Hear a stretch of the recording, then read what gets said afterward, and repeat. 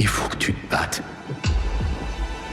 Une dernière fois. Cette analyse revient en détail sur le dernier épisode de Stranger Things. Si vous n'avez pas encore vu la fin de la série, je vous conseille de mettre la vidéo en pause et de revenir une fois Hawkins derrière vous. En 2016, Stranger Things débarquait presque par surprise. Petit hommage sincère aux années 80, à Spielberg, à Carpenter et à une certaine idée de l'aventure adolescente. 9 ans plus tard, la série est devenue l'un des piliers culturels de Netflix, une machine gigantesque censée porter à elle seule l'idée du grand final événementiel du streaming moderne. Avec cette 5e saison et surtout son ultime épisode de 2h20, les frères Duffer promettaient un retour aux sources mêlé à une conclusion épique, émotionnelle et définitive. Une fin pensée comme l'aboutissement de 10 ans de mythologie, mais une fois le générique lancé, une question persiste, presque cruelle.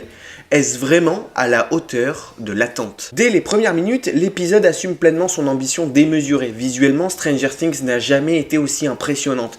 Le monde à l'envers devient un véritable champ de bataille apocalyptique et la mise en scène aligne des images spectaculaires dignes des plus grosses productions hollywoodiennes. La série veut justifier chaque minute de son format hors norme, quitte à ne jamais lever le pied.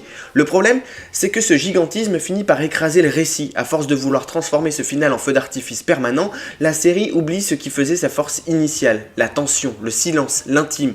Tout est plus grand, plus fort, plus bruyant, mais rarement plus intense. La narration se fragmente, le rythme s'étire et les 140 minutes deviennent un poids plutôt qu'un luxe. L'affrontement avec Vecna illustre parfaitement ce déséquilibre. Mis hors jeu au bout d'environ 55 minutes, il laisse place à un épilogue interminable qui s'étale sur plus d'une heure. Là où l'on attendait une montée dramatique finale, la série choisit de conclure très vite son conflit principal pour s'attarder longuement sur le devenir de chaque personnage. L'intention est louable, mais l'exécution manque de nerfs. La saison 5 devait aussi être celle des grandes réponses. Sur ce point, Stranger Things conclut, mais sans jamais oser le vertige. Les révélations autour de Vecna, d'Henry Creel et de son lien avec Will Byers ferment les portes laissées ouvertes depuis plusieurs saisons, mais sans réel basculement narratif ou thématique. Là où l'on pouvait espérer une résolution plus métaphysique, voire radicale, la série recycle des mécaniques déjà vues dans la saison 4. L'impression de déjà-vu s'installe et le monde à l'envers, autrefois source de terreur pure, devient un décor familier, presque confortable. La gestion de l'espace et du temps frôle même parfois l'incohérence, avec des personnages qui se déplacent trop facilement dans des zones pourtant censées être hostiles ou militarisées, ce qui annihile une grande partie de la sensation de danger. C'est sans doute là que ce final révèle ses failles les plus visibles. Le casting est devenu trop vaste pour un épisode qui refuse de trancher. Certains personnages bénéficient de conclusions solides, à commencer par Will Byers, clairement le mieux développé de cette ultime saison. Ses nouveaux pouvoirs, son rôle central dans la résolution du conflit et son lien avec Vecna en font enfin un pilier narratif à part entière. Le fait qu'il sauve Max, Eleven et participe activement à la chute finale du mal est l'un des vrais points forts de cette conclusion. Henry Creel, alias Vecna, reste lui aussi un antagoniste marquant. Son interprétation et son écriture auraient pu le hisser au rang des grands méchants de la pop culture moderne. Mais en cherchant à trop expliquer ses origines et en amorçant un arc de rédemption attendu, la série finit par désamorcer son mystère. Ce qui devait être un monstre mythologique devient un antagoniste presque trop humain, moins terrifiant sur la dernière ligne droite.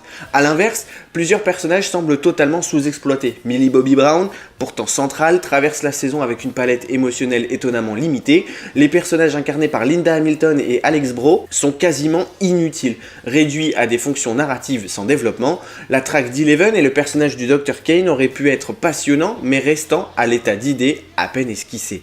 Le retour de Kali, déjà controversé dans la saison 2, n'apporte ici rien de concret. Son rôle se limite à instiller un faux dilemme autour du sacrifice d'Eleven, sans réel impact sur l'histoire. Dans une galerie déjà surchargée, sa présence apparaît plus encombrante qu'essentielle. Ce final cristallise le plus grand défaut de la série, son incapacité à sacrifier ses icônes. Depuis la saison 1, Stranger Things joue avec la mort sans jamais aller au bout. Eleven, Hopper, Max, tous ont été laissés pour morts avant de revenir, encore et encore. Cette saison 5 n'échappe pas à la règle. Aucun personnage majeur ne meurt réellement. Les seules pertes notables concernent des soldats anonymes, Kali en dommage collatéral et bien sûr Vecna dont le destin était scellé depuis longtemps. Résultat, la menace paraît artificielle, presque sans conséquence. Là où cette conclusion appelait un final tragique, définitif, presque shakespearien, les Duffer optent pour une voie médiane rassurante. Une décision qui sent davantage la prudence industrielle que le choix artistique fort. Le danger n'a jamais vraiment existé et le spectateur le ressent. On quitte Hawkins avec une sensation étrange, celle d'avoir assisté à une immense fête, spectaculaire et généreuse, mais qui aurait gagné à s'arrêter plus tôt.